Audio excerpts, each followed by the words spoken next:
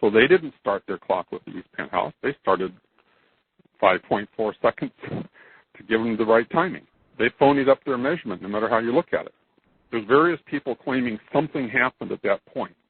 And sure, something may have happened. There was all kinds of small events going. The building was swaying. There was also a kink that developed. Right in the middle of the building, eh? Yes, but that kink is not as people think it is either. The picture that NIST used that shows the kink, you're down at street level looking up at the building, and it shows this like a V-shaped little kink that develops. But if you look at the view that I was using looking horizontally at the building, there is no kink. And so it turns out that that kink is a kink in the horizontal plane. So in other words, it was folding, but it was not dipping. You see what I'm saying? So if you think of a book and you stand it up so the cover of the book is vertical, and then you sort of fold the pages, it's folding in that axis, okay? So in other words, the roof line stays at the same height the entire time. It's just that the building sort of folded around a vertical line, so to speak. So the motion of the roof line as it kinked was a horizontal motion, not a vertical motion. It didn't dip down ahead of time. It was folding sideways. And from the view down at the street level, you see this V, and if you look at it, you can see how there's an ambiguity. Was it dipping down or was it folding across? And the latter. Because if you look at it square on, you don't see any of that dip. Is that clear? Right, yeah, I understand that. That's a good description, yeah. So think of a 3x5 card held vertically, and now you crease it along a vertical crease so that so it's like that. And I think I've tried to, anyway, it's a horizontal kind of a kink, not a vertical kind of a kink, okay? Well, one thing I do remember that's always stuck with me was when I talked to Mike Newman, the NIST public relations representative. This was in 2006. And he had mentioned at the start of the conversation that NIST was trying to find evidence to support their theory. Now, yeah, I heard that conversation you taped. To me, I think that's just, that's very strange, you know. It kind of just goes to show, you know, all their intentional, you know. Well, and if you look at their report, they specifically say that the purpose of their analysis is to try to determine whether fire could produce this effect. They're saying, could a building like this come down due to fire? That's like saying ahead of time that the only thing they're going to consider is, without any evidence ahead of time, they're going to say it came down due to fire. And the thing is, can they substantiate that that was possible? Well, even if they were to show that it's possible, it doesn't show that that's what actually happened. Okay? Another thing they do is they say, oh, we don't need evidence. We don't need the steel. It doesn't matter that all that was hauled away and melted down. We still have all these computer models. And Chandler goes into to great lengths to say how robust computer modeling has become, how they can design entire airplanes that are done entirely on computer modeling, and then they can build and fly the airplane. Okay? Well, that is perhaps a way to design something, but it's not a way to tell what happened, because, for instance, what if there's something going on, such as explosives? How are you ever going to find that in a computer model? Right. The computer model would only act according to the data that you put into it. Yeah. And so they're basically trying to say, is it possible you could have a situation where a building could come down in such and such a way? And they're basically, the logic they're using is, if you can show that such a collapse could happen as triggered only by this column 79 event and all that kind of thing, then they have solved the mystery, and therefore that must be what happened. Well, it's not what must have happened, because there are other things that could have happened, such as explosives. I remember a word I came across a while ago when I was posting in forums. It was a term called tin ratting, which stands for they'll never read all that.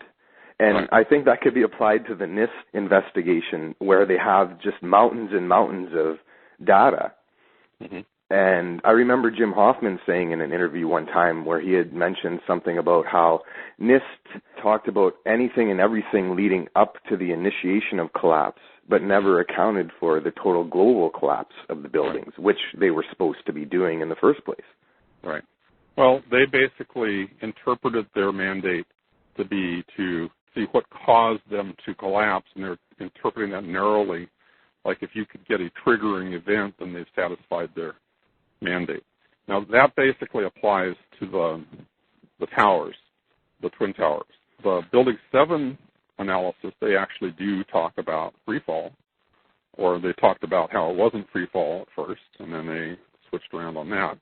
So they are going a little further than they did on the Twin Towers. But still, it's so blatantly obfuscation. So as far as we're officially concerned, their final analysis on Building 7 in the towers have been completed, and that's the final word on them as it stands now. Yep. As far as I can see, they have no intention to reopen that. In other words, they've basically given the politicians cover for saying, well, hey, this was thoroughly investigated, so why are you trying to resurrect a dead horse here, right? Get them going again. The fact that it's such a dishonest analysis, how do you actually bring this into where there can be some reopened investigation? One of the other things, by the way, is that the kind of investigation this was, it was a fire safety investigation. It was not a forensic or criminal investigation at all.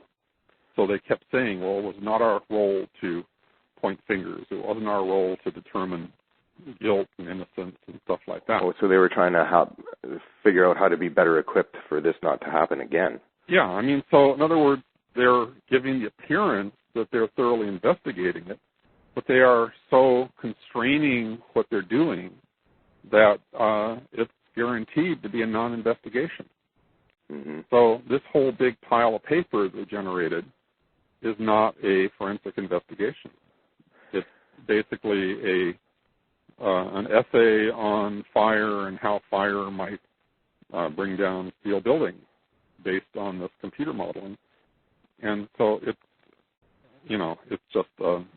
I found it also weird, too, that a lot of these guys, they did it for free in the beginning, like Gene Corley and those guys. The original FEMA group. Right, and then also a lot of these same guys were involved in other investigations, such as the Oklahoma City bombing and the Waco tragedy. What I found strange is a lot of these guys... Kevin Ryan, that's really investigated that kind of thing, I don't really know. But yeah, there are a lot of overlap in the personnel in these different investigations, which, it's something to raise your eyebrows a bit. And I understand how there's always the excuse when it comes to the difference between the FEMA and the NIST investigation was, FEMA didn't have very much time, they didn't have very much money, and blah, blah, blah. But they came up with total opposite conclusions. You said that FEMA didn't have much in the way of time or money. Well, just because they said that it was... What I'm saying is they could have. If the politicians are... why was it FEMA in the first place? They were not an investigative agency.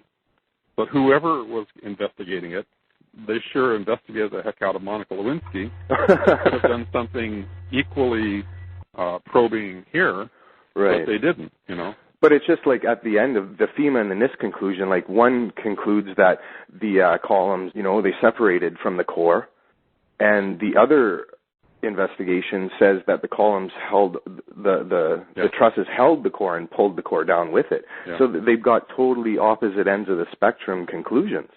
Right. Where I would think, just my personal opinion would be, they should be somewhat similar in their findings, not totally opposite. Right. Mm-hmm. Well, no, they were.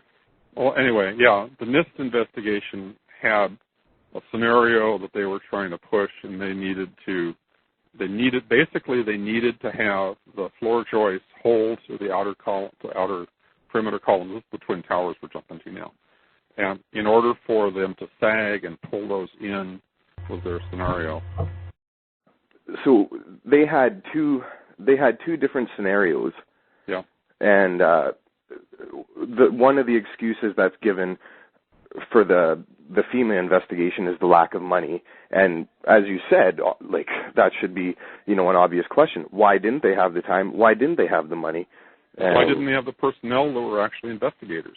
Mm-hmm. Why not have real forensic investigators? Why not cordon off the area? If they needed the justification was looking survivors. Okay, let's start relocating all this stuff to somewhere else. But why did they destroy the evidence instead of just even relocating the evidence, Yeah, exactly. Like, this is supposed to be a crime scene, the biggest crime scene in the world, and they just started getting rid of the evidence as soon as they could. Yep.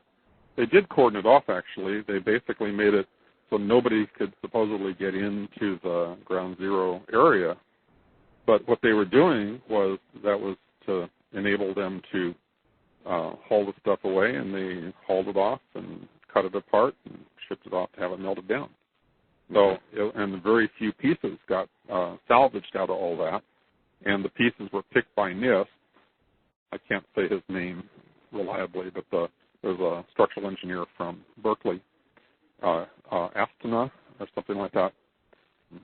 Anyway, he also went back there on an NSF grant right off the bat, and he tagged a few pieces to be pulled and so forth. But all of this early investigation, they just salvaged a few. It was like they're salvaging it from the salvage operation. They were out there full bore destroying the evidence, and they were able to pull a few pieces back from that, and that's all that was salvaged. So, yes, they have a few hundred pieces that are cataloged from all of the tower demolitions and so forth, and that's the evidence that they have apparently at NIST and the hangars and so forth.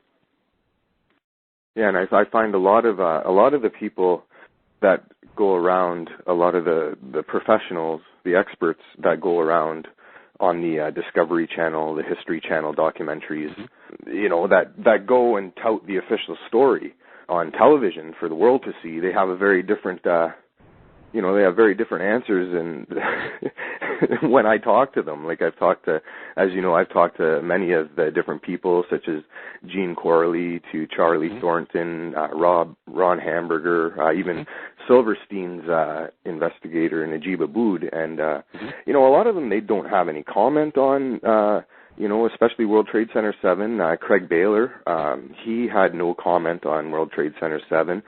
When I spoke with Najib Abood, he said that he couldn't comment on the investigation because it wasn't done yet, but it already was. So, it just...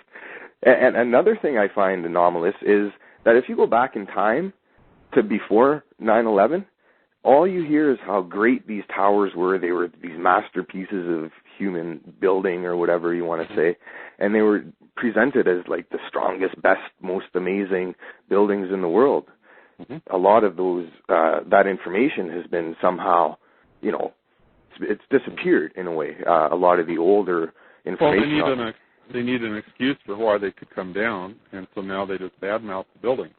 Oh, yeah, like that's a perfect example is Charlie Thornton, where before, in the 80s, he was talking about how great these towers were, and then when I talked to him, he was saying, they were built like, pieces of crap. They skimped on money here and there, and it was just, they were built so shabby. No wonder why they fell down, but. Yeah, but if you actually look at the structure, now I'm not an engineer, I'm a physics teacher, but the people who have looked at it, the perimeter walls are not, they toss around this word like facade, and the perimeter walls of the towers were very substantial supporting members. There's so many of those columns. There's a whole lot more columns than there would normally be in a regular building. And so they're especially high-grade steel and everything else. And so these were very, very, very strong buildings. And, the whole idea that they were just flimsy is fiction. There's another thing, by the way. You're talking about, what happened with the floor joists and all that. The original theory that got put out, like on that, why the towers fell, the Nova video, Oh, okay, yeah. They were claiming the pancaking of the floors and that kind of thing. Right. That the heat caused the heat and the lack of fireproofing, the floor joists gave way and fell off, and that left the perimeter columns unsupported. So you had a pancaking of these floors, and then everything else just sort of fell apart.